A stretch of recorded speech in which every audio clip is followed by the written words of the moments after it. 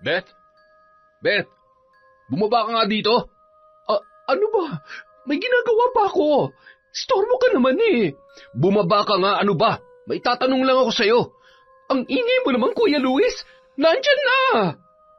Taon 2016. Payatas.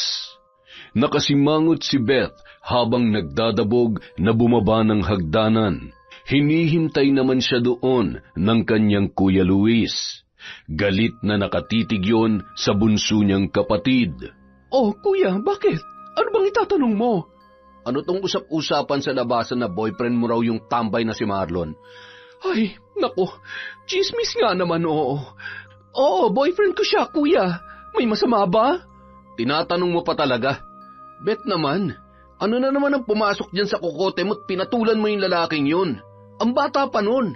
Halos kasing edad lang ng pamangkin natin yun ah. Kuya, baka ang gusto mong tumbukin ay hindi ang agwat ng edad namin, kundi ang pagiging tambay niya. Oo, kasama na yun. Ano, ikaw ang magpapalamon dun sa lalaking yun? At saka, alam mo namang snatcher yun. Labas-pasok yun sa kulungan. Kukuha ka pa talaga ng bato na ipupukpok mo sa sarili mong ulo? Kuya, problema ko na yon. Sabagay, mabuti na rin at pinag-uusapan na natin si Marlon. Bukas ay dito na siya titira sa bahay natin. Magsasama na kami. Ano? Hindi makakatuntong ang lalaking yan sa pamamahay natin. Bakit hindi pwede? Sino ba nagpagawa ng bahay na to? Ako naman, di ba? Kaya may karapatan ako kung sinong pwedeng tumira dito. Oo, ikaw nga nagpapagawa. Pero sa akin ang lote. Kaya may karapatan din ako magdesisyon kung sino ang titira dito o hindi. Eh kung ganun pala, ibenta na lang natin ang bahay na to para walang away. Paghatian natin ang pera. Pero habang hindi pa to nabebenta, dito muna si Marlon titira. Siguro naman ay hindi na yung masama at hindi ka nalugi nun. Eh gago ka pala eh. Sige, talagang hinahamon mo ako ah. Wag na wag ka magrereklamo kung impyerno mararanasan niya rito. Good luck sa'yo, Kuya. Kinabukasan, pumisan na nga si Marlon sa bahay ni na Luis at Beth. Tuwang-tuwa ang lalaki dahil pakiramdam niya, nakajakpat siya sa babae na libre na nga ang bahay, libre pa ang pagkain. Ayos! Gandang lalaki lang talagang puhunan para gumaan ang buhay eh. Oh, huwag ka mahihiya dito ha, lalong-lalo na sa kuya ko. Hayaan mo lang siya. Bakit? Ayaw ba sa akin ng kuya mo? Eh kung ayaw niya umalis na lang siya dito. Tutal, bahay mo naman to, di ba? Hindi pwede dahil sa kanyang lupa. Kaya huwag mo na lamang siyang intindihin. Teka, itabi mo na muna yung mga gamit mo at kumain na muna tayo. Pinagluto kita ng crispy pata at kilawin. Paborito mo yon, di ba? Wow! Sabi ko na nga ba eh. Crispy pata yung naaamoy ko. May beer ba? Di ba yung kilawin pulutan yon? Siyempre meron, babe. Kagabi pa ako bumili ng isang case at pinalamig ko na sa ref. Kaya naman mahal na mahal kita, baby. Talagang alagang-alaga mo ko. Di bale. Mamaya, ikaw naman ang pupulutanin ko. Ay, gusto ko yan, babe. Nagpakabusog at nagpakalasing ang dalawa. Pag-uwi ni Luis sa kanilang bahay mula sa kanyang trabaho, galit na galit ang lalaki nang madatnan niya ang nagkalat na bote ng alak, mga upos ng sigarilyo sa sahig, tambak na mga hugasin at nagkalat na mga tirang pagkain sa lamesa. Nasa itaas na ng bahay sina Beth at Marlon at naririnig niya ang tawanan at paghaharutan ng dalawa. Lalo pang uminit ang kanyang ulo nang maamoy niya na umaalingasaw sa panghi ang loob ng kanilang palikuran. Nang puntahan niya yon, halos masuka siya dahil naninilaw sa ihi ang kanilang inidoro, hindi man lang nag-abala na mag-flush ang gumamit. Anak ng... Umpisa pa lang sinasalaula ng bahay namin ah. Hindi pwede sa akin to. Inis na inis si Luis, kaya nawalan na siya ng ganang kumain. Lumabas siya ng bahay at sa isang karinderya na lamang sa kanto kumain ang binata. Pagkatapos noon ay doon na niya kinumpronta ang kanyang kapatid. Beth! Beth, bumaba ka nga rito! Ano na naman ba yun, kuya? Nagpapahinga na kami ni Marlon. Halika rito. O baka gusto mong kalad ka rin pa kita pababa? Nagpapadyak na bumaba si Beth, kasunod si Marlon na nakangisi pa ng nakakaloko. Ano na naman bang problema mo, kuya? Lagi ka na lang nagwawala dyan. Sa tingin mo ba tama yung ginagawa ninyo? Tingnan mo nga yung kusina natin, pati yung banyo, ang dugyot. Hindi pwede yung ganyan, Beth. Ang bababoy ninyo. Aba, ang yabang mo naman, kuya. Bakit sinabi ko bang hindi ko yan lilinisin? Bukas na ako magliligpit. Medyo nahihilo na ako sa nainom naming alak eh. Hindi. Ngayon nyo lilinisin yan. Magpipiesta ang mga ipis at mga daga kung nakatiwangwang lang ang mga yan magdamag. Ay naku kuya, ang kulit mo rin ano. Bukas na nga lang ako magliligpit niyan. Tara na Marlon, umakyat na tayo sa itaas. Inaantok na ako. Ba't bastos ka talaga no? Ngayon nyo lilinisin ang mga kalat nyo at ang kadugyutan nito sa banyo. Ano ba? Bingi ka ba? Ang sabi ko, bukas na ako maglilinis. Sa galit ni Luis kay Beth, hinatak niya ang braso ng kapatid dahil tinalikuran siya noon. Ano bang pinagmamalaki mo, ha? Wag na wag mo akong babastusin, Beth. Aray, bitiwan mo nga ako.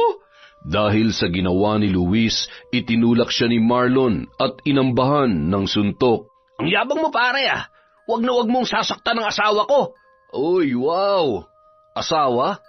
Bakit? Kasal na ba kayo ng kapatid ko? At huwag kang magsisiga dito sa pamamahay ko dahil palamunin ka lang dito. Nagpanting ang tenga ni Marlon sa pang-iinsulto ni Luis, kaya tuluyan na nitong binigwasan ng isang suntok ang panga ng lalaki. Ang yabang mo, hayop ka! Aba, kapal din ang mukha mo na suntukin ako Sige, magkamatayan tayong dalawa ngayon. Tama na! Umakyat ka na Marlon. Sige na! Anong umakyat? Halika dito, kung talagang matapang ka, matira-matibay sa atin!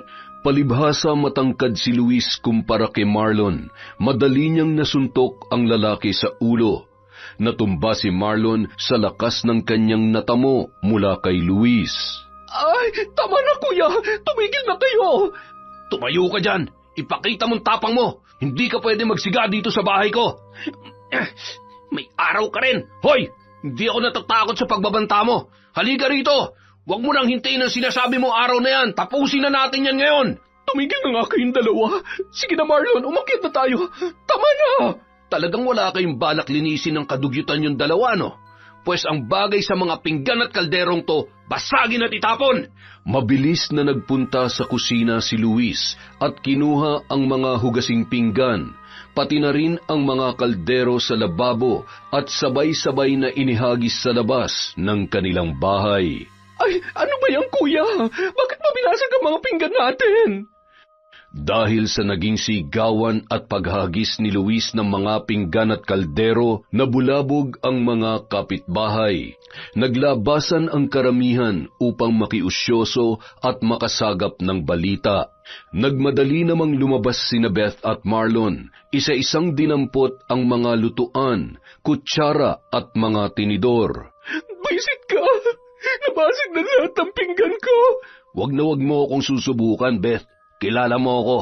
Huwag mong ipagmalaki sa akin yung palamunin mong boyfriend.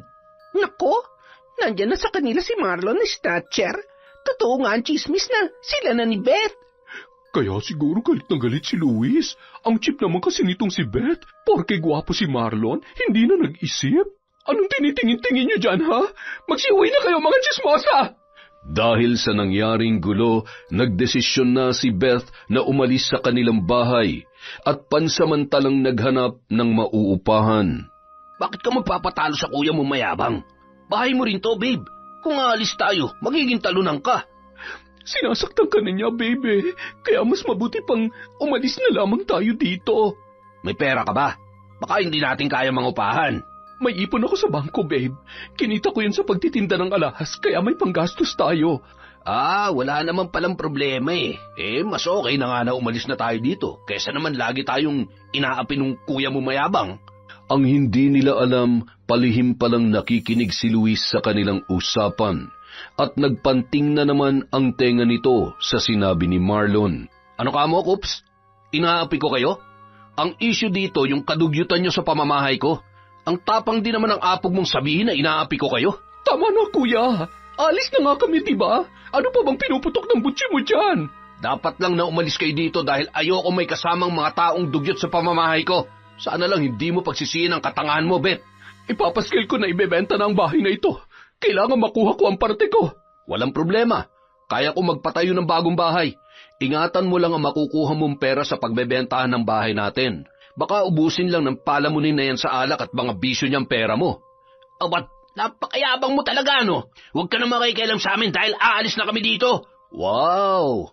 Kapal ng mukha na aalis daw siya dito. Oy, lalaking palamunin, hindi ka na talaga nahiya, no? Ano, pilit mong isinisiksik ang sarili mo na may ambag ka sa buhay namin? Tama na, kuya! Simula ngayon, patay ka na para sa akin. Huwag mo na akong pakialaman at wala na rin akong pakialam sa'yo. Sige, madali naman akong kausap eh. Huwag ka na rin lalapit sa akin kapag gumagapang ka na sa hirap dahil naubos na ng lintang yan ang pera mo. Halika na, Marlon. Maghanap na tayo ng malilipatan. Sukang-suka na ako sa bahay na to. Hindi naman nahirapang maghanap ng malilipatan ang magkasintahan. Ngunit simula pa lamang may reklamo na kaagad si Marlon. Akala ko ba sa apartment tayo lilipat? Squatter din naman palang bagsak natin. Ang liit naman itong bahay na kinuha mo. Ano ka ba naman, babe? Pansamantala lang to. Lilipat din tayo sa apartment kapag nakaluwag-luwag na tayo. Siyempre, kailangan natin magtipid dahil marami na tayong babayaran ngayon. Renta ng bahay, tubig, kuryente. Konting tiis lang, babe. Squatter na nga pinanggalingan natin. Squatter pa rin pala tayo babagsak. Anak ng teteng naman, oh. Ba naman yan? Barya lang yata ang pera mo sa bangko. Pinagmamalaki mo pa eh. Aba, Marlon, kung ayaw mo tumira dito, edi humanap ka na ng apartment. Umalis ako sa bahay namin dahil ayokong inaaway ka ng kuya ko. Tapos ngayon, ang dami mo pang reklamo? Ibig mong sabihin, utang na loob ko pa sa'yo na inilayo mo ako sa kuya mo? Ha? Ganun ba? Ano ba, Marlon? Ang braso ko, nasasaktan ako. Ayusin mo yung lumalabas sa bibig mo, ha? Maiksi ang pasensya ko. Kinagabihan, pagdating ni Luis sa kanilang bahay, madilim na ang buong kabahayan. Nang makapasok siya at buksan ang switch ng ilaw ay nakaramdam siya ng lungkot habang pinagmamasdan ang kanilang bahay. Mas pinili mo pa talaga ang lalaking yan, Beth. Kahit alam mo na wala kang kinabukasan sa kanya. Sana lang hindi ka nagkamali sa desisyon mo. Alahera si Beth, nagbabay and sell ng mga alahas. Inaalok niya sa mga kakilala at sa mga dati niyang katrabaho sa factory na kanyang pinapasukan. Nang gumanda ang kanyang kita at nakapag-ipon, nag-resign na siya sa trabaho upang gawing full-time ang pagnanegosyo ng alahas. Sa negosyo niyang ito, nakilala si Myra, isa ring alahera. Naging matalik silang magkaibigan, ngunit ang hindi niya alam, yun pala ang sisira sa kanyang buhay. Naku, pasensya ka na, Myra. Masyado kasing traffic sa EDSA kaya natagalan ako eh. Ang ganda naman ng bahay mo. Ang yaman mo pala. Hindi naman, pero okay lang yon, Beth. 20 minutes ka lang naman late eh. Sige, maupo ka muna at maghahanda pa ako ng pagkain natin. Mas maganda mag-usap kung busog tayo. May business proposal ako na i-discuss sa'yo na magugustuhan mo at panigurado na papaldo ka dito. Kagabi pa nga ako excited dyan sa sinasabi mo eh. Nako, pag yumaman ako dyan, panigurado matutuwa si Marlon. Pagkatapos kumain, isa-isa nang inilabas ni Myra ang laman ng kanyang malaking bag. Nanlaki ang mga mata ni Beth nang makita ang napakaraming alahas na inilalatag ng kaibigan sa lamesa. Ha? Ang dami naman yan, Myra. Hindi ko yata kakayaning mamuhunan ng ganyan. Relax ka lang. Kalahati lang ang puhunan mo, pero doble ang tutubuin mo. Ha? Paano yon? Magic? Kaya nga makinig ka. Etong mga singsing at kwintas sa kanan ko, mga tunay lahat yan. May 18 carats at 24 carats yan. Etong mga nasa kaliwa, kakambal ng mga may carats. Tingnan mo mabuti, magkaparehas lang sila ng itsura, diba? Pero itong mga nasa kaliwa, walang carats. Sa madaling salita, peke ang mga nasa kaliwa. Oo nga no. Yung mga peke, halos walang pinagkaiba sa mga tunay na alahas. Anong gagawin ko dyan? Paano naman ako yayaman yan? Simple lang. Kapag may gustong bumili sa'yo, ipakita mo muna ang mga tunay na alahas. At may mga customers talagang mabusisi at hindi ka agad naniniwala, di ba? Kaya hamunin mo na ipatingin ninyo sa sanglaan para makuha mong tiwala. Ngayon, kapag kukunin niya na ang alahas na napili niya, dun mo na gamitin ang bilis ng kamay. Palitan mo kaagad ng peke ang tunay niyang alahas. O di ba? Ang laki ng kikitain mo. Ganun lang kadali. Naku, hindi ba masama yun? Baka mahuli ako niyan. Bakit ka naman aamin? Sabihin mo na dinala pa ninyo yan sa sanlaan at pinatesting, kaya bakit kapag bibintangan? Diskarte lang, Beth, kung gusto mong kumita ng malaki. Magkano naman yung mga tunay na alahas? Konti lang ang puhunang dala ko dito. Wala kang ilalabas na puhunan. Ipapadala ko sa iyo mga alahas na to ng walang bayad. Gagawa ko ng listahan ng mga presyo at kung ilan ang dinala mo para hindi tayo malito. Ang pinagbentahan ay ibibigay mo sa akin pero bawat isang alahas may commission kang 20%. Hindi ka nalugi doon, ha? Magkano naman yung mga peking alahas na isuswap ko sa mga customers? Ay, mura lang yan. 100 pesos ang isa.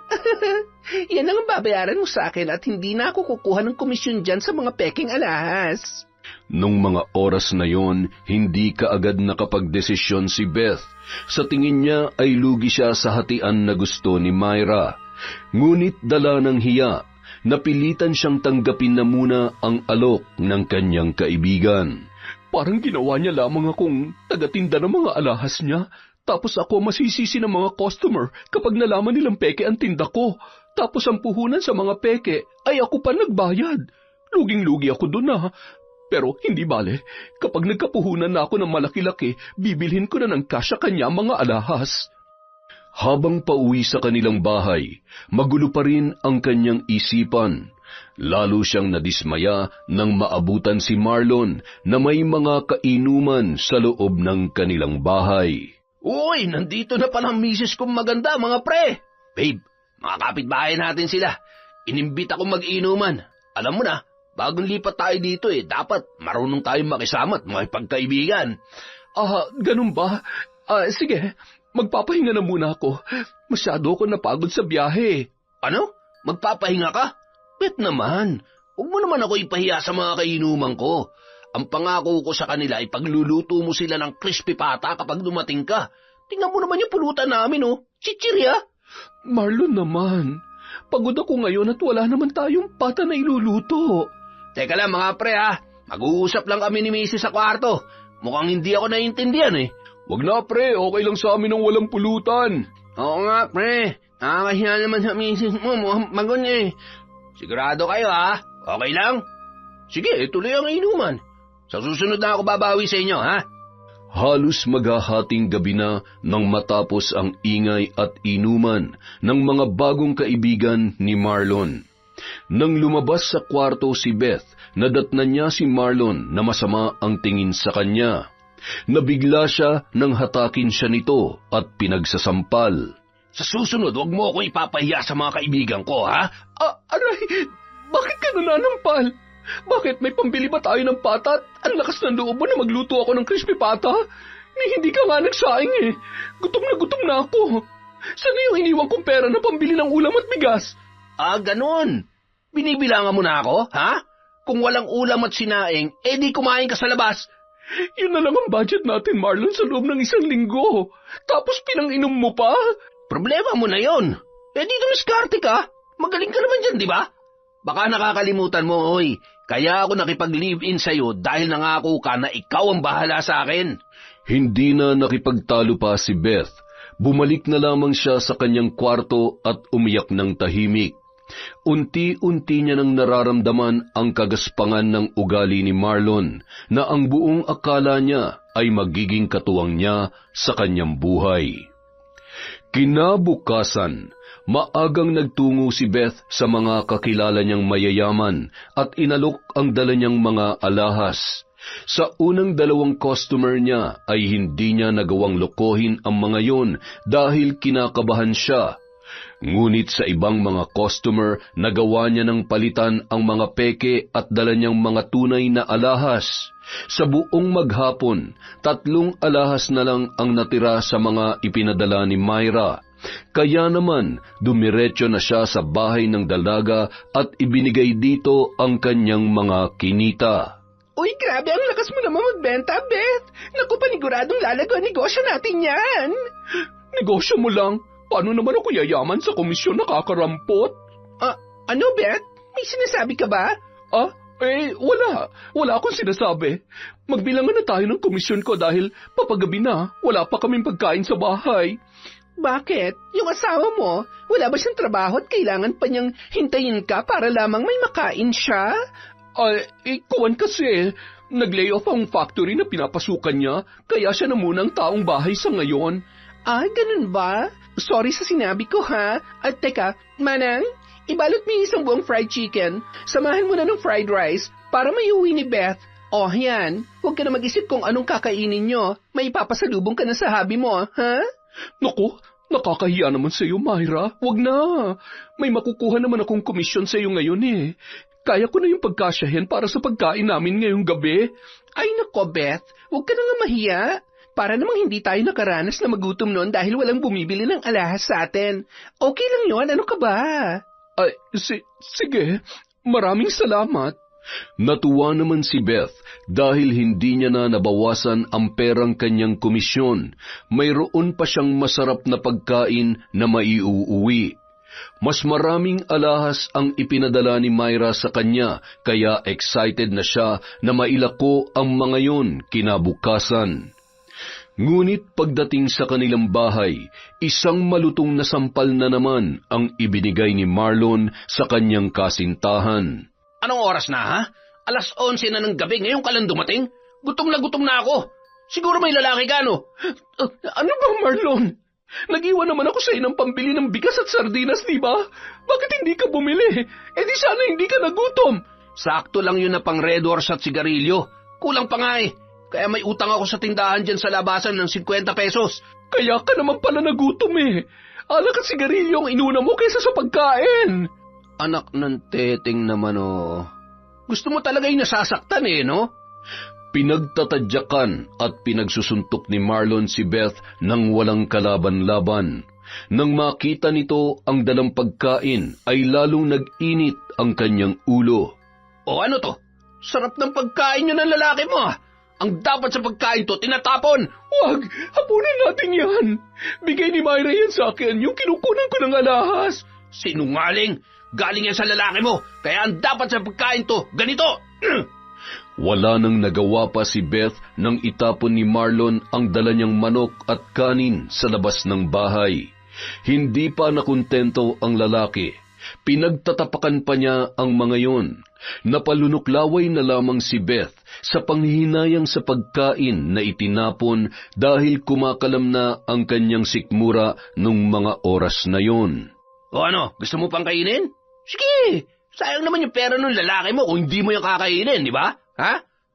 Gaya ng dati, hindi na nakipagtalo pa si Beth kay Marlon.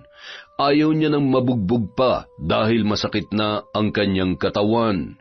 Nagpunta siya sa kusina at nagtimpla na lamang ng kape upang maibsan ang kanyang gutom. Si Marlon naman nagdadabog na pumasok sa kanilang kwarto.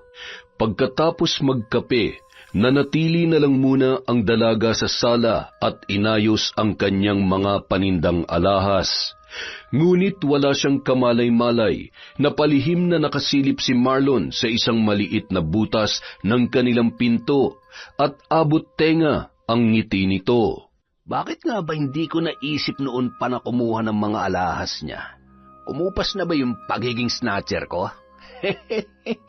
Tiba-tiba ako nito kahit isang alahas lang. May pambili na ako ng alak at pulutan para sa mga kainuman ko bukas. Dahil sa pagod at gutom, nakatulog na si Beth sa sofa.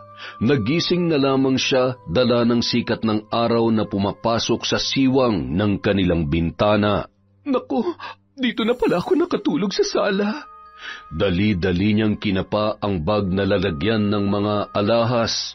Nakahinga siya ng maluwag nang makita na naroon lang sa bag ang mga yon. Nagpunta siya sa kanilang kwarto at nakita roon si Marlon na tulog pa rin. Humiga siya sa tabi nito at muling natulog. Hindi na namalayan ng babae kung ilang oras ang tinagal ng kanyang pagkakahimbing. Naalimpungatan na lamang siya nang malanghap ang mabangong amoy ng bawang sa kusina. Nagulat siya nang makita si Marlon na nagsasangag ng kanin at nang mapalingon siya sa kanilang lamesa ay nakita niya na mayroon ng nakahain na corned beef, scrambled egg at tuyo. Oh, gising ka na pala. Malapit na maluto ang sinangag. Magtimpla ka na lang ng kape natin para makapag-almusal na tayo. Bagamat nagtataka, hindi na muna nagtanong si Beth kay Marlon kung saan nito kinuha ang pambili ng kanilang almusal. Nakita niyang maganda ang gising ng lalaki, kaya naman hindi na siya nangulit pa. Halika na, kumain na tayo. Ito ang sinangag mo. Pasensya ka na ha. Alam kong gutom ka kagabi dahil tinapon ko yung pagkain natin. Salamat. Mga paborito ko pa tong niluto mo. Siyempre, para mabusog ka bago ka umalis. Babe, saan ka kumuha ng pambili ng pagkain natin? Hindi naman kita binigyan ng pera. Babe naman, magtataka ka pa ba? Dumiskarte ko kanina sa palengke. Paldo nga ako dahil mukhang mayaman yung nadali ko eh. Dahil sa narinig, muntik nang maibuga ni Beth ang iniinom na kape. Biglang nag-init ang kanyang ulo sa sinabi ni Marlon.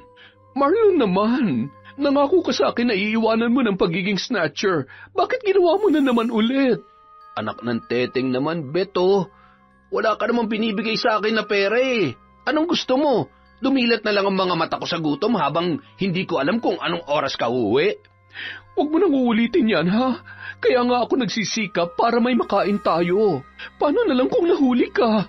Oy, Bet, bago ka magsalita ng ganyan, yung marami ka na talagang pera, patitigilin mo ako magnakaw tapos kulang-kulang naman yung kinikita mo?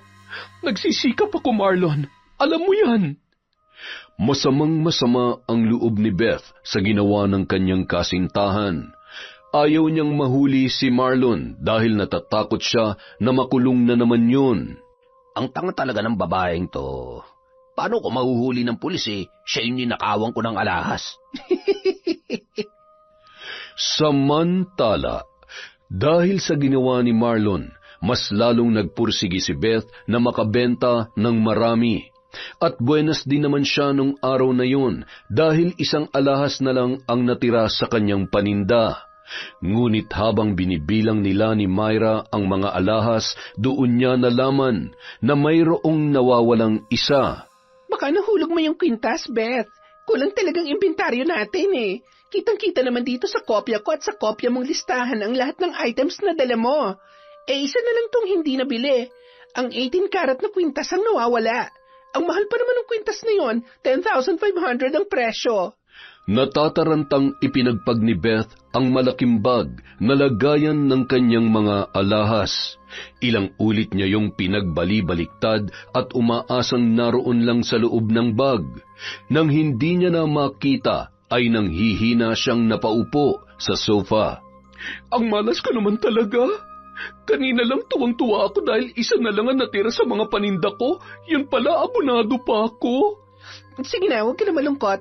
Hindi ko na lang pababayaran sa iyo ng buo yung nawawalang kwintas. Kada araw, hulugan mo na lang ako ng 500 para hindi ka mabigatan at may matira pa sa komisyon mo. Naku, salamat Myra. Ang bait mo talaga. Pasensya ka na ha. Hindi ako nag-iingat. Wala yon. Sa susunod, mag-iingat ka na. Sayang kasi kahit isang alas lang ang mawala, malaking halaga yon. Habang papauwi si Beth, para siyang lutang dahil sa mga nangyari. Hindi kaya nakarma ako dahil sa ginawa ni Marlon kanina sa palengke? Malaki raw ang nadukot niya, kaya ang laki ng balik ng karma sa akin. Wisit kasi Marlon to eh. Kahit kailan ginawa ng bisyong pagiging snatcher. Pagdating sa bahay, galit na galit si Beth nang bumungad sa kanya ang mga lalaking nag-iinuman sa harap at loob ng kanilang tahanan. Halos hindi na siya makadaan sa kanilang pintuan. Bumabaha ng alak at pulutan na crispy pata at kung ano-ano pang mga pagkain. Walang hiya. Ano to? Piyesta? Uy, Beth, nandiyan ka na pala. Mga pare, padaanin niyo yung misis ko. Tabi mo na lang konti. Hindi kumibo ang babae. Pagkapasok sa kanilang bahay ay tuloy-tuloy na siya sa kanilang kwarto. Nanggigigil kay Marlon dahil napakaingay sa kanilang bahay at todo gastos ang ginawa nito dahil sa dami ng alak at pagkain na kanyang nakita. Maya-maya pa, nakarinig siya ng katok sa labas. Nang buksan niya ang pintuan, naroon si Marlon na may dalang mga pagkain. Oh, babe, kumain ka na muna. Pasensya ka na, ha? Nagkakasiyaan lang kami. Huwag kayo masyadong magpagabi. Nakakahiya sa mga kapitbahay ang iingay ninyo. Okay lang yun. Paano sila maiingayan? Sila rin naman yung mga kapitbahay natin. Matulog ka na lang pagkatapos mong kumain. Itabi mo na lang yung mga pinggan sa lamisita. Ako na maglalabas niya mamaya, ha? Maglaka ng pintuan. Sa ginawa ni Marlon, bahagyang nawala ang inis ni Beth sa kanyang ka-live-in. Nakaramdam siya ng konting saya dahil binigyan siya ng pagkain bago siya matulog. Kinabukasan, maagang nagising si Beth. Malinis ang buong bahay, maging ang harap ng kanilang tahanan. Pagtingin niya sa mesa, may nakahain na rin na almusal. Hinanap niya si Marlon sa paligid, ngunit hindi niya makita. Saan na naman kaya nagpunta ang lalaking yon? Naku Marlon, baka nandukot ka na naman sa palengke, ha? Hindi na hinintay pa ni Beth si Marlon. Kumain na siya ng agahan at kaagad na naligo. Habang nagbibihis, dumating ang kanyang kasintahan. Marami yung pinamalengke. Oh, ang dami naman yan. Huwag mong sabihin na dumiskarte ka na naman sa palengke. Grabe ka naman. May natira pa akong pera kahapon kaya pinamalengke ko na. Mamaya ka na umalis. Magluluto ako. Hindi ko na yan mahihintay. Tirahan mo na lang ako. Sa gabi ko na lamang kakainin. Aalis na ako para marami akong maibenta ngayong alahas. Siya nga pala, babe. Mamaya, mag-iinuman ulit kami dito, ha? Ano? Aba, sumusobra na yata yung pag-iinom ninyo. Tapos ikaw ang gumagastos sa lahat? Marlon naman, tigil-tigilan mo na yung kalalaklak ng alak. Baka magkasakit ka na niyan. Bakit? Sa'yo ko ba hinihingi yung pang-inom ko? Pinapaalam ko lang sa'yo para hindi nakabusangot yung mukha mo pagdating mo mamaya. Ay, bahala ka sa buhay mo. Ikaw naman na magkakasakit hindi ako. Napapailing na lang na umalis ng bahay ang babae. Ayaw niya nang mag-init pa ang kanyang ulo nang dahil kay Marlon. Buisit na buhay to. Makaalis na nga, baka malasing pang araw ko. Sinuyod ni Beth ang 3 building sa Makati kung saan may mga dati siyang kaibigan na doon nagtatrabaho. Pinagkaguluhan ang mga alahas niya dahil bukod sa mura ay magaganda pa ang disenyo ng mga yun. Tuwang-tuwa si Beth dahil malaki-laki ang magiging komisyon niya nung araw na yun. Uy, ang galing mo talagang magbenta. Sold out lahat. Ikaw talagang lucky charm ko, Beth. Salamat naman. Myra, pwede ba akong bumili sa'yo ng alahas? Yung hindi ako mangumisyon para naman medyo kumita ko na malaki-laki. Babayaran ko siya ng cash, tapos yung nawala kong kwintas, huhulugan ko sa'yo ngayon ng 1,000 para mabilis ko na matapos ang utang ko.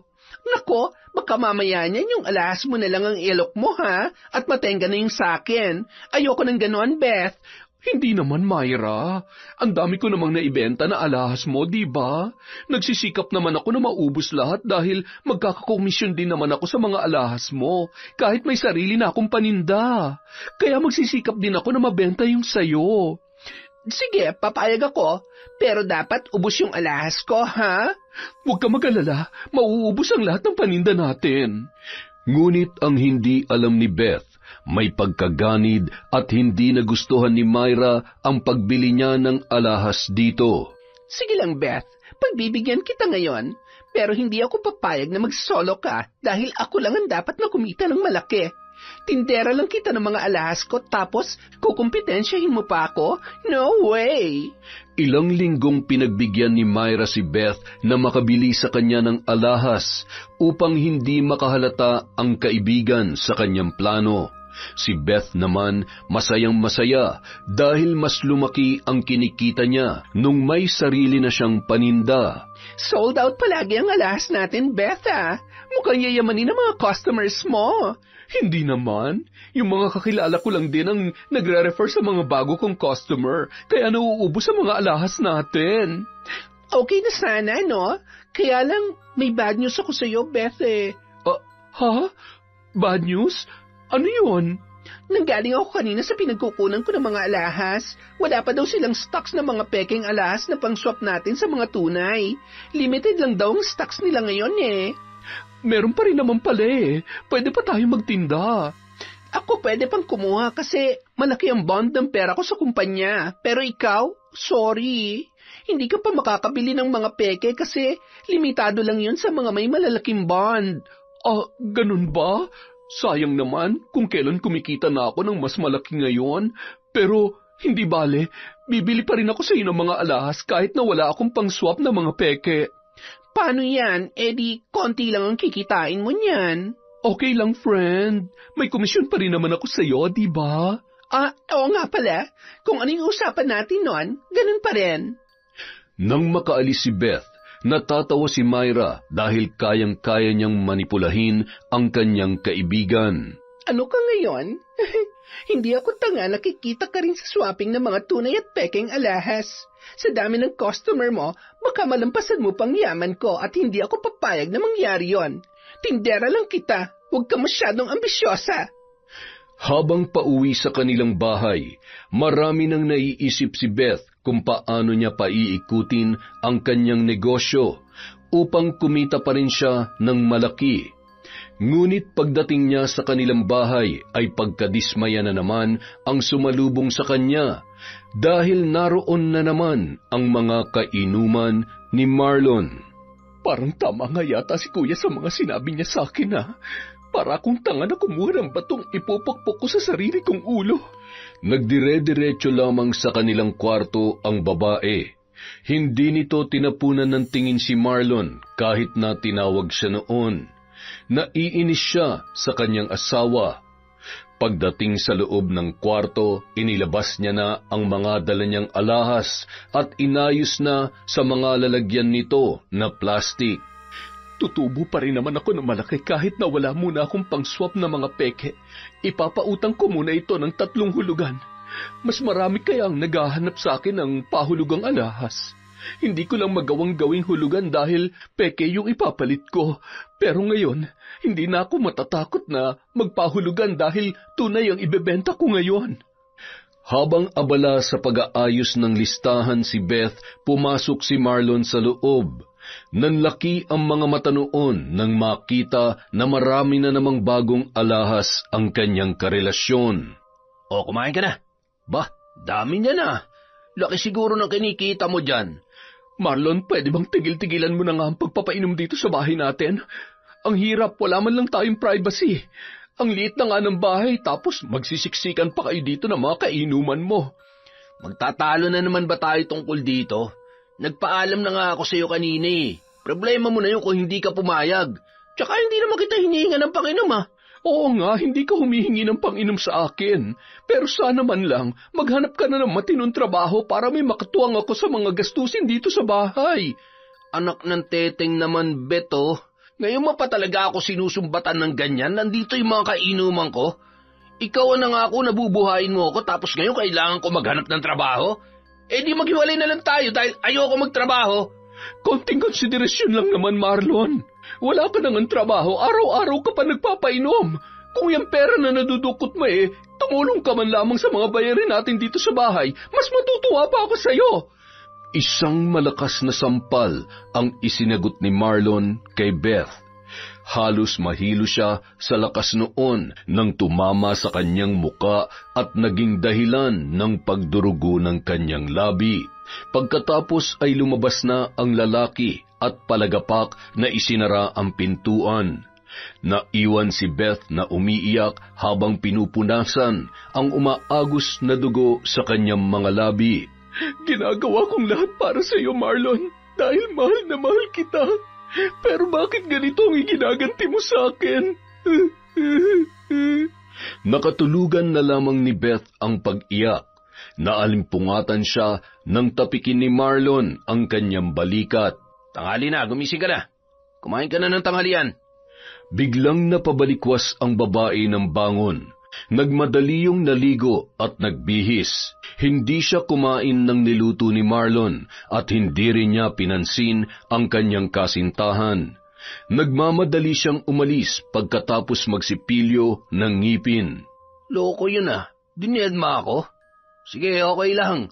Nakakuha naman ulit ako ng isang alahas niya eh.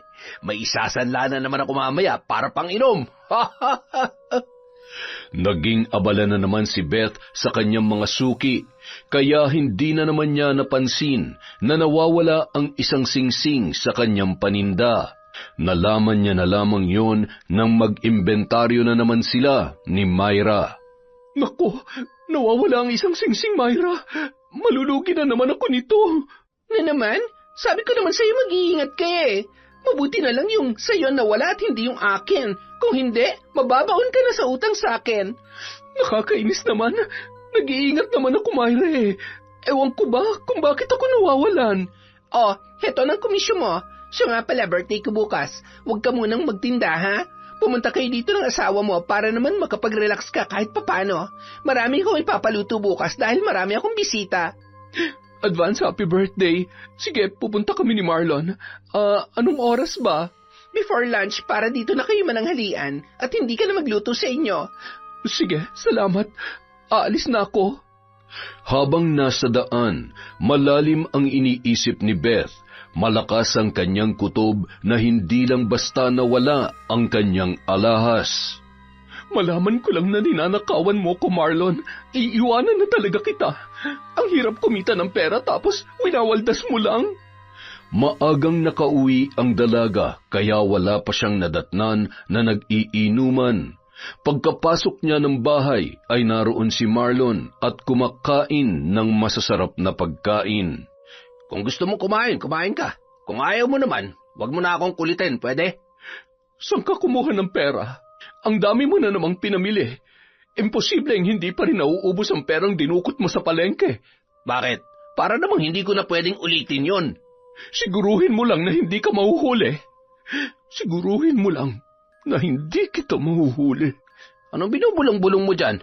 Parinig mo sa akin. Wala. Sabi ko birthday ni Myra bukas. Imbitado tayo kaya huwag ka na munang uminom ngayon. Pakialam ko ba sa birthday na yan? Iinom ako kung gusto ko. Kahit ngayon lang, Marlon. Para bukas wala kang hangover. Kailan ba ako nagka-hangover? Kaya kong sarili ko, oy. Oo na. Makakain na nga lang at baka kung kani-kanino mo pa ipakain ang mga ito. Sayang ang pera. Gaya ng dati, halos magdamag na hindi nakatulog si Beth dahil sa ingay ng mga lasing sa kanilang bahay. Konting tiis na lang. Kapag malaki-laki na naipon ko, aalis na kami sa lugar na ito. Ang daming tumador dito kaya nakahanap agad ng tropa tong tamad kong kasintahan. Kinabukasan, lampas na ng tanghalian nang makarating sina Beth at Marlon sa bahay ni Myra. Hindi nakagising ng maaga ang mag-asawa dahil sa puyat. Nagsisipag-uwian na ang ibang bisita ni Myra nang sila ay dumating. Tuwang-tuwa naman ang babae lalo na nang makita niya si Marlon. Oh, Beth, ang akala ko hindi na kayo darating. Merienda time na kasi eh. Pasensya ka na, Myra. Happy birthday ulit. Napuyat kasi kami. May mga bisita din si Marlon kagabi. Ay, siya nga pala, si Marlon. Ang asawa ko. Naku, kaya naman pala napakasipag mong mag-business kasi ang gwapo ng asawa mo. Joke! Ay, hindi naman. Happy birthday sa'yo. Ito nga palang regalo ko sa'yo. Sana magustuhan mo. Uy, thank you, Beth, ha? Pasok na kayo. Tara, dun tayo sa komedor at kumain na kayo. Habang kumakain ang dalawa, hindi maalis ang tingin ni Myra kay Marlon at hindi yun nakaligtas sa lalaki. Ayos, mukhang may bago na naman akong mabibiktima dahil sa gandang lalaki ko. Pogi problems. Mas magandang buhay ko dito. Ang yaman niya kung ikukumpara sa matandang bet na to. Makukuha rin kita, Myra. Hindi nga nagkamali ang lalaki. Palihim niyang nakuha ang cellphone number ni Myra sa cellphone ni Beth. Dahil sa may lihim din na pagtingin si Myra kay Marlon, mabilis nitong nakuha ang tiwala ng dalaga sa loob lamang ng 1 linggo. Oh, saan ang lakad mo? Halos ipaligo mo na yung pabango ah. Akala ko tutulungan mo ako maglaba ngayon. May importante lang akong lakad. Trabaho to, kaya huwag ka nang kumontra dahil baka malasim pa ako. Hoy, anong trabaho yan? Baka pag uwi mo may posas ka na, ha? Hindi na nun pinansin si Beth. Nagmamadali na siyang lumabas dahil ayaw niya maghintay sa kanya nang matagal si Myra. Pagdating sa restaurant kung saan sila magkikita ay naroon na ang dalaga. Masayang masaya yon nang matanaw nito si Marlon na paparating. Nako, pasensya ka na ha. Na-traffic ako. Don't worry, niluluto pa naman yung order natin. Nag-order na ako para hindi ka na mainip. Medyo may katagalan kasi ang pagluluto nila dahil maraming kumakain dito. Hindi ba mahal ang mga pagkain dito? May kamahalan, pero ako nang bahala. Sagot ko to. Pasensya ka na ha. Wala pa kasi akong trabaho ngayon eh. Okay na nga, don't worry. Ano ka ba? Habang sila ay nag-uusap, hindi nakaligtas kay Myra na maraming kadalagahan ang napapansin niya na napapatingin kay Marlon dahil sa kagwapuhan ng kanyang kadate. Parang ang dami mong fans sa paligid ah. Lahat sila napapalingon sa'yo. Hayaan mo sila. Ang importante, ikaw ang kasama ko at hindi sila. Dahil sa sinabing yun ng binata, namula ang pisngi ni Myra at hindi makatingin sa lalaki. Dahil dito, mas lalong pinagbuti ni Marlon ang pambobola kay Myra. Sayang nga lang at huli na kitang nakilala. Pero kung bibigyan mo ako ng chance, kaya kong iwanan si Beth para sa'yo. Talaga? Baka isumpa ako noon. Paano mo nga pala siya naging girlfriend? Mukhang malayo ang edad niya sa iyo eh. 10 taon ang tanda sa akin nun, no? Ang akala ko nga rin, siya na, pero habang tumatagal ang pagsasama namin, nag-iba ng ugali niya, lalo na nung mawalan ako ng trabaho. Ganun ba? Ay, andito na ang mga order natin. Kumain na tayo. Dami naman yan, Myra. At mukhang ang sasarap ng seafoods dito ah. Seafoods talagang in-order ko dahil nung birthday ko, napansin ko na mahilig ka dyan. Talagang napansin mo pa yun ha? Ibig bang sabihin yan ay gusto mo rin ako? Ha? Ewan ko. Hindi nakaligtas si Myra sa galing ni Marlon sa pambobola. Kaya pagkatapos nilang kumain, nagawa na nitong madala ang babae sa isang motel. Lalong namangha si Marlon nang makita niya ang kotse ng dalaga. Aba, ayos ah. May kotse ka pala? Hindi na tayo magta-taxi sa pupuntahan natin. 2 years ago nung mabili ko to, ikaw pa lang ang unang boyfriend na makakasakay dito. Ayos. Ako palang makakauna sa kanya. Kailangang pagbutihin kong performance para hindi na bumitaw sa akin to. Pagdating sa motel, ibinuhos lahat ni Marlon ang nalalaman sa romansa upang hindi na makawala pa sa kanya si Myra. Grabe, ngayon ko lang naranasan ng ganito, Marlon. Mahal na kita. Mahal na mahal din kita, Myra. Sa unang pagkikita pa lang natin, alam kong ikaw na. Paano si Beth? Iiwanan ko na siya para sa'yo. Huwag muna.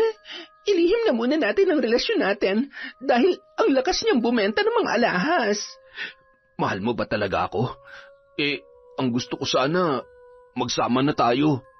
Pwede naman tayo magkita kung kailan mo gusto eh. Si Beth ang pinakamalakas na sales agent ko, kaya huwag na muna ngayon. Ikaw, bahala ka. Baka magbago pang isip ko. Inis na inis si Marlon dahil gustong-gusto niya nang makalipat sa bahay ni Myra. Gusto niya ng magandang bahay at masarap na buhay na hindi niya naranasan kailanman kay Beth. Lumipas ang mga araw na walang kamalay-malay ang kanyang kasintahan sa lihim na relasyon nila ni Myra. Nagpatuloy si Beth sa pag-aalok ng mga alahas ng babae upang makapag-ipon ng malaking halaga dahil balak niya nang lumipat ng tirahan. Ngunit hindi habang buhay aayon ang magandang kapalaran na tinatamasa ni na Myra at Beth. Mayroong karma na naghihintay sa kanilang dalawa dahil sa mga panloloko nila sa mga bumibili ng kanilang alahas. Beth, mabuti naman at napadayo ka na dito. Manloloko ka. Ha? Anong manloloko? Yung mga binili naming alahas sa'yo, hayop ka, mga peke pala. Anong peke? Kasama ko kayo na pinatingnan sa sanglaan ng mga alahas nyo bago kayo magbayad, hindi ba? Bakit nyo ako pagbibintangan ng peke ang mga alahas ko? Mali ba namin kung may kasabot ka dun sa loob ng sanlaan? Aba, dahan-dahan kayo sa pambibintang nyo. Matagal nang nasa inyo ang alahas. Bakit ngayon lang kayo nagreklamo? Kahapon lang namin naisipang isanla dahil may emergency kami. Tapos malalaman namin na peke pala mga alahas mo. Ibalik mo sa amin ang bayad kung ayaw mo ipapulis ka namin. Sige, ipapulis nyo ako. Maayos ninyong tinanggap ang mga alahas. Wala kayong matibay na ebidensya. Dahil sa galit ng dalawang customer, hindi nila napigilang saktan si Beth. Naawat lamang ang mga yon nang magdatingan ang ibang empleyado at mga security guard na umawat sa kanila. Dahil sa nangyari, humantong silang tatlo sa barangay na nasasakupan ng lugar. Dahil sa walang matibay na ebidensya, napawalang sala ang babae. Dahil sa nangyari, hindi na nagtinda ng mga alahas si Beth. Tinawagan niya si Myra upang ibalita ang nangyari, ngunit hindi nito sinasagot ang kanyang mga tawag. Buwisit naman na babae to. Kung kailan kailangan ko siya, ayaw namang sagutin ang mga tawag ko. Hindi bale, ako na lang ang pupunta sa kanila. Pagdating ni Beth sa bahay ni Myra ay wala ang dalaga. Ayon sa kasambahay, umalis daw ang kanyang amo kasama ang isang lalaki. Ganun ba? Pakisabi naman sa kanya kapag umuwi na tawagan ako. Emergency lang kamo. Sige po, Manang. Maraming salamat. Nanlulumong umalis si Beth sa bahay ni Myra. Habang iniisip ang nangyari sa kanya, nakaramdam na siya ng takot sa kanyang mga pinaggagawa. Diyos ko, baka ito ng karma ko sa mga panloloko namin ni Myra. Pagdating sa bahay, hindi niya inabutan si Marlon doon. Tinawagan niya ang cellphone nito, ngunit hindi rin siya sinasagot. Saan na naman kaya sumabit ng inuman to si Marlon? Parang palagi na lang siyang wala. Mabuti sana kung trabahong inaatupag niya, hindi paglalasing. Ay, makapagluto na nga lang.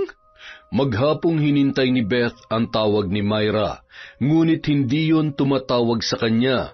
Maging si Marlon ay magdamag na hindi umuwi sa kanilang bahay. Kinabukasan, maagang umalis si Beth upang ialok ang mga dala niyang alahas na hindi niya naibenta. Bumalik siya sa factory kung saan dati siyang nagtatrabaho.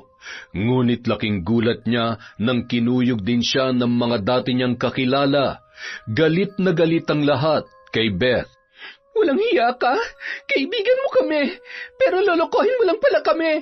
Ibalik mo ang pera namin kung hindi ay ipapakulong ka namin. Yan bang pinapakain mo sa pamilya mo? Ang kita sa pagbebenta ng pekeng alahas? Walang nagawa ang pagpapalusot ni Beth tungkol sa sanlaan na siyang nagpatunay na hindi peke ang mga alahas niya. Kinuyog pa rin siya ng mga yon at dinala sa police station. Totoo pong sinasabi ko, Mamang Pulis. Pinatingnan po namin sa sanglaan ang mga alahas na binili nila, kaya imposible ang sinasabi nila na peke ang mga yon. Oo nga, nung pinatingnan daw nila itunay naman ang mga alahas mo. Pero ngayon, ang dami nila.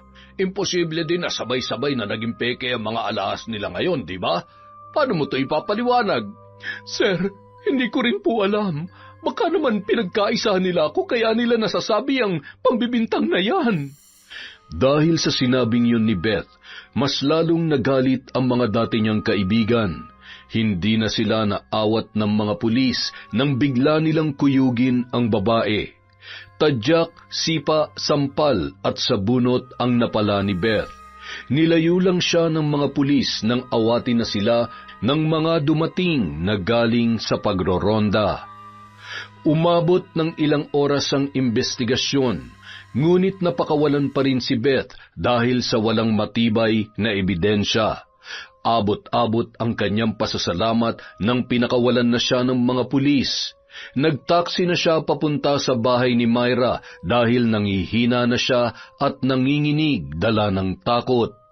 Ngunit mas lalong nadurog ang kanyang puso nang maabutan niya sa bahay ni Myra si Marlon. Magkayakap pa ang dalawa na nakaupo sa sofa.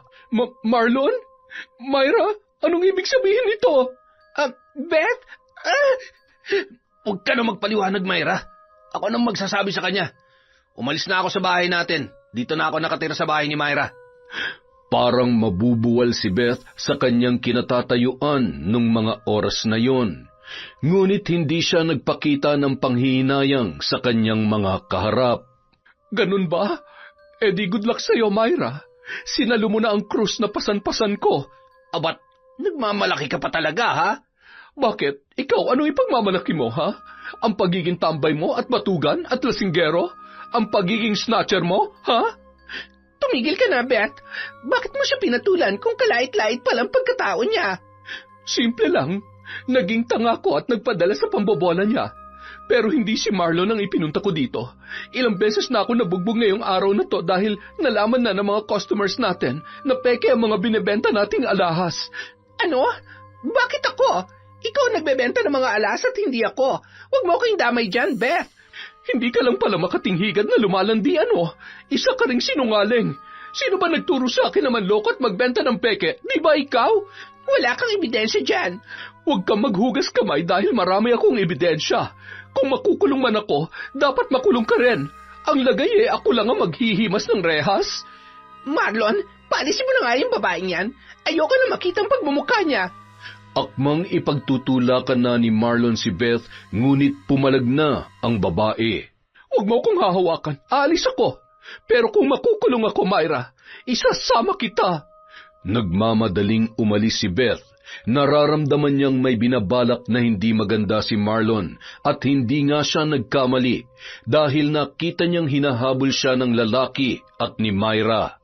Nakahinga siya ng maluwag dahil may dumaang tricycle kaya nakasakay siya kaagad. Pagkababa ng tricycle, kaagad niyang pinara ang nagdaang taxi at nagpahatid sa kanilang bahay. Magpapaalam na ako sa may-ari ng bahay. Hindi na ako dapat magtagal pa dito. Baka sundan ako ni Marlon. Samantala, puntahan mo siya, Marlon. Patayin mo siya kung kinakailangan. Ayoko makulong. Huwag kang mag-alala, mahal ko. Kung wala na siya sa amin, alam ko kung saan siya makikita. tuliro ang isip ni Beth habang papunta sa dati nilang tahanan ng kanyang Kuya Luis. Ngayon niya lamang naalala ang lahat ng payo at pangaral sa kanya ng kanyang nakatatandang kapatid. Ngunit pagdating niya sa kanilang dating bahay, naibenta na pala yun at iba na ang nakatira. May isang kapitbahay ang lumapit sa kanya.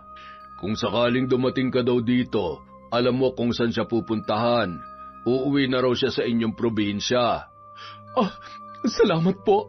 Sige po, aalis na po ako. Kasasakay lamang ni Beth sa jeep nang matanaw nito si Marlon na bumaba sa kotse ni Myra. Naiwan si Myra sa kotse at si Marlon lang ang pumasok sa looban. Mabilis na tumalikod ang dalaga at nagkubli sa katabi niyang lalaki upang hindi siya makita ni Myra. Nakahinga lang siya ng maluwag nang umandar na ang jeep na kanyang sinasakyan. Makalipas ang ilang minuto. Malas, di na natin inabutan si Beth. Kaalis lang daw, sabi ng kapitbahay nila.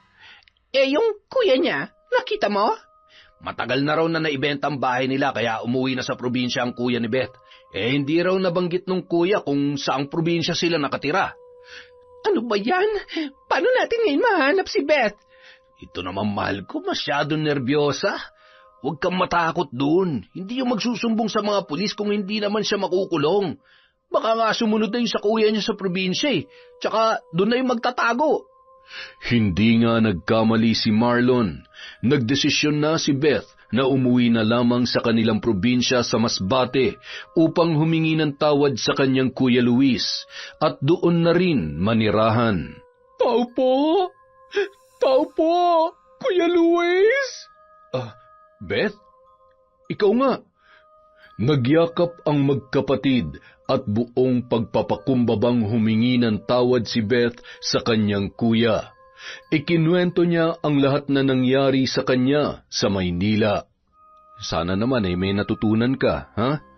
Huwag ka kasi nagpapadala sa mga gwapong lalaki. Ang kuya talaga, kahit kailan. Siya nga pala, ibibigay ko na sa iyo yung parte mo sa pinagbentahan natin ng bahay sa Quezon City. Matagal-tagal kitang hinanap pero hindi ko na kayo nakita ni Marlon. I-deposit mo na lang muna yung pera natin sa bangko, kuya. Wala pa akong maisip na negosyo sa ngayon eh. Tutulong na muna ako sa iyo sa bukid para naman malibang ako. Aba, maganda yan naisip mo. Para naman may katuwang na ako sa bukid. Naging payapa at masaya ang buhay ni Beth sa Masbate kasama ang kanyang Kuya Luis. Ang buong akala niya ay hindi na siya susundan pa ng karma sa probinsya.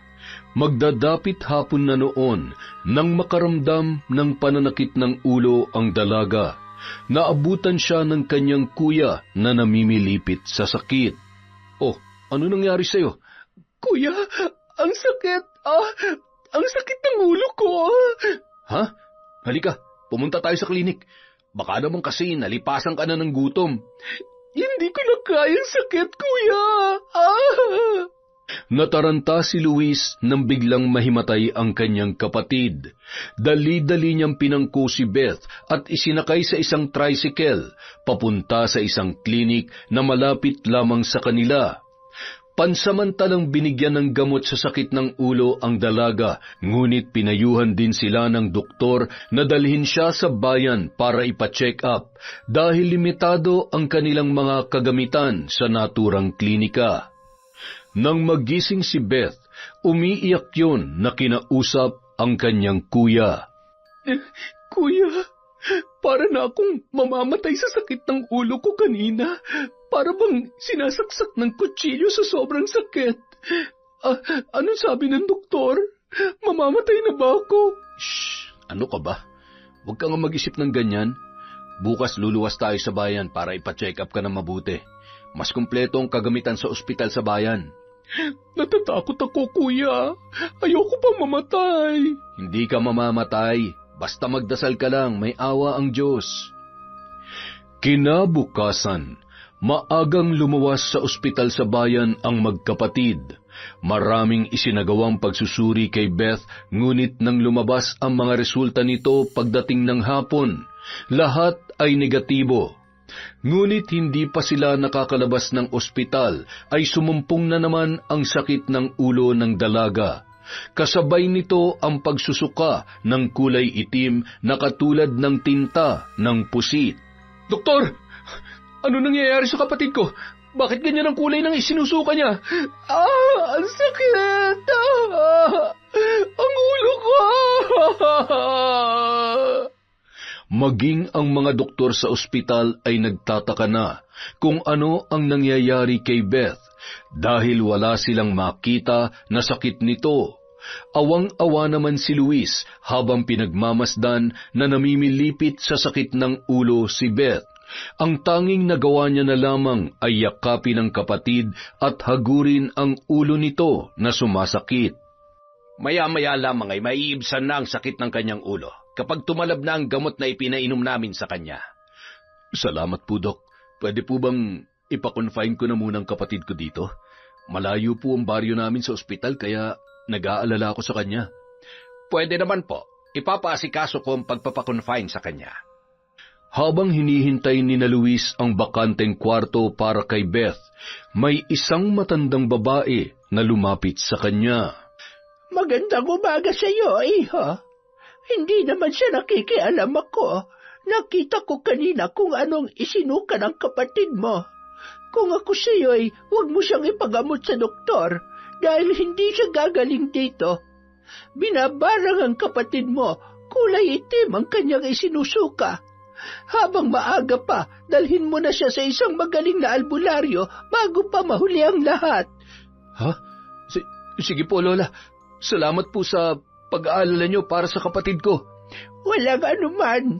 Huwag mo nang patagalin dahil oras ang kalaban mo sa isang taong binabarang. Dahil sa sinabi ng matandang babae, biglang napaisip si Luis. Baka nga tama ang matandang yun. Maraming nagagalit kay Beth dahil sa mga binibenta nilang mga peking alahas.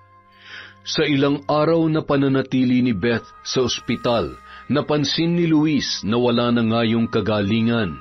Sa tuwing sasapit ang dapit hapon, parating sinusumpong ng sobrang sakit ang ulo ng kanyang kapatid. Ngunit hindi rin maipaliwanag ng mga doktor kung ano ang nangyayari sa kanya. Beth, bukas ng umaga dadalhin na kita sa albularyo. Baka nga tama yung sinabi ng matandang binabarang ka. Maraming galit sa inyo nung nagtitinda kayo ng mga peking alahas, di ba? Posible ba yun, kuya? Sa tingin mo ba binabarang ako? Wala namang masama kung susubukan natin.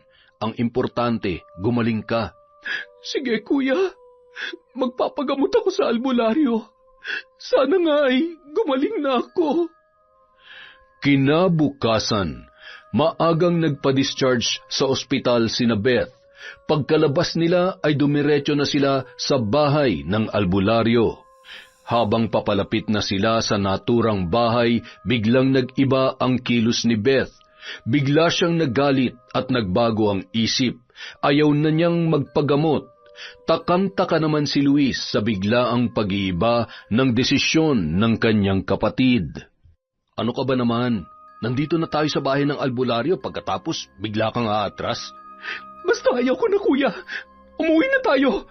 Paano ka gagaling kung hindi ka magpapagamot? Titiisin mo na lang ang sakit hanggang sa mamatay ka? Oo, gusto ko nang mamatay! Kinilabutan si Luis nang marinig niya ang boses ni Beth. Hindi boses ng kanyang kapatid ang lumabas doon, kundi boses ng isang lalaki na galit na galit. Ngunit hindi natakot at nagpatinag si Luis. Hindi! Magpapagamot ka sa ayaw at sa gusto mo! Halika na! Kinaladkad ni Luis papasok sa loob ng bakuran ng albularyo ang nakababata niyang kapatid na patuloy sa panlalaban. Napahinto ang dalawa nang lumabas mula sa kubo ang isang matandang lalaki. Nang makita niya si Beth, bigla itong nagtago sa likod ng kanyang kuya. Masyadong malakas ang nambarang sa kapatid mo. Nakita mo naman kung paano niya pinipigilan na magamot ko siya. Ano pong gagawin natin, Mang Julio? Lumapit si Mang Julio sa dalaga. Hinawakan niya ito sa daliri at bigla niyang pinisil ang gitnang bahagi noon. Napasigaw si Beth at biglang nawalan ng malay.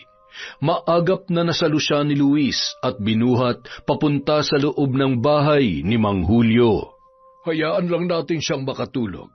Bantayan mo siya at huwag mong pababayaan na umalis siya. Opo, Mang Julio. Pagbalik ng albularyo, may dala na yung langis at itim na tela. Kinuha niya sa isang lamisita ang isang maliit na libreto at nagsimulang magdasal ng Latin na hindi maintindihan ni Luis. Habang nagdarasal ay biglang nagising si Beth at nagsisigaw.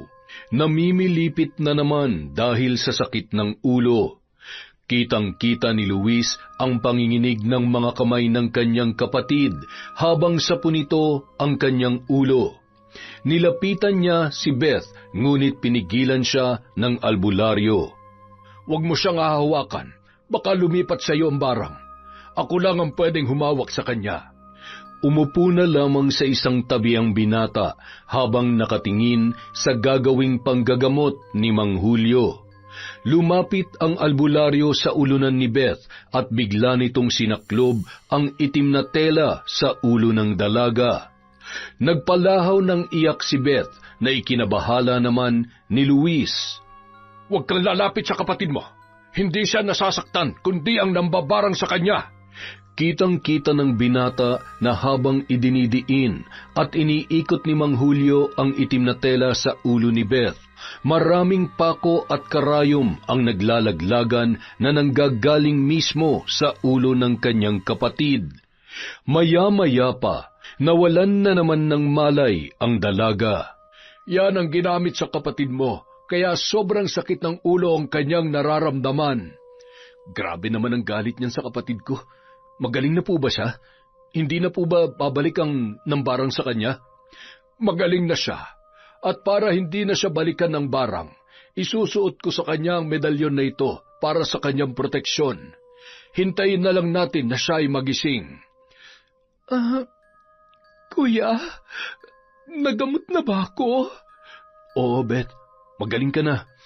Salamat sa Diyos at salamat po sa inyo, Mang Julio.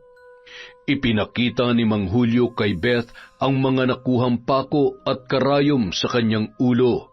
Hindi makapaniwala si Beth sa kanyang nakita. Pwede ko po bang malaman kung sino nagpabarang sa akin? Babae siya at malapit sa'yo.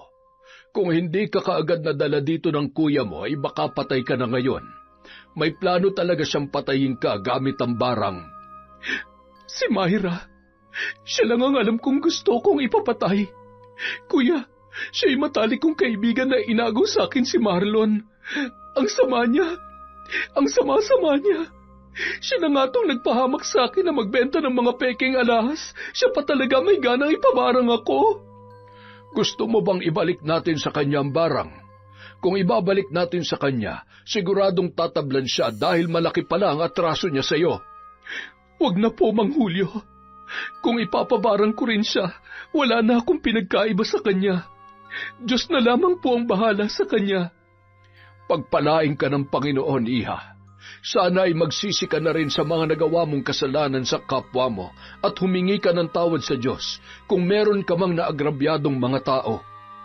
Maraming salamat po, Mang Julio. Utang ko po sa inyo ang aking buhay. Makalipas ang 1 linggo. Beth, halika nga rito sandalit, may naghahanap sa'yo. Andyan na, kuya. Ang ingay mo naman. Sino ba yan? Ay, Mang Julio, napadalaw po kayo. Huwag mo na akong tawagin na Mang Julio. Konti lang naman ang agwat ng edad ko sa kuya mo. Ay, sige ho. Julio, ano nga palang kailangan mo? Okay na ako. Hindi na ako binalikan ng barang. Hindi naman barang ang binalikan niyan, kundi ikaw. Aakyat yata ng ligaw sa iyo eh. Ay, prangka mo naman, paring Luis. Baka matakot sa akin yung kapatid mo niyan. Napangiti na lamang ng lihim si Beth dahil may itsura at matipuno ang katawan ni Mang Julio. Naging masigasig ang lalaki sa panliligaw, kaya hindi niya na yon pinahirapan pa. Talaga? Sinasagot mo na ako? Oo nga. Bakit natatawa ka? Para namang hindi ka seryoso. Seryoso ko? Ano ka ba?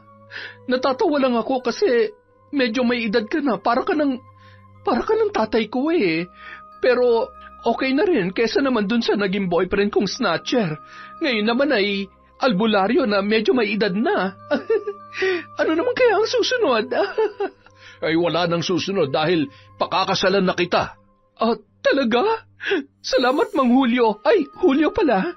Mahal kita. Salamat din dun sa nagpabarang sa'yo dahil kung di ka niya pinabarang ay hindi kita nakilala. Ewan ko sa'yo. Yun! Buti pa si Mang Julio nakakuha ng batang-bata. Anyway, bawi po ulit ako bukas sa shoutout. Medyo busy po tayo ngayon. Luluwas din naman nila si Enteng sa isang araw, so marami po tayong ginagawa. Pasensya na po kayo, bawi ako ng shoutout bukas. Maraming salamat po ulit mula sa Kwentong Enteng!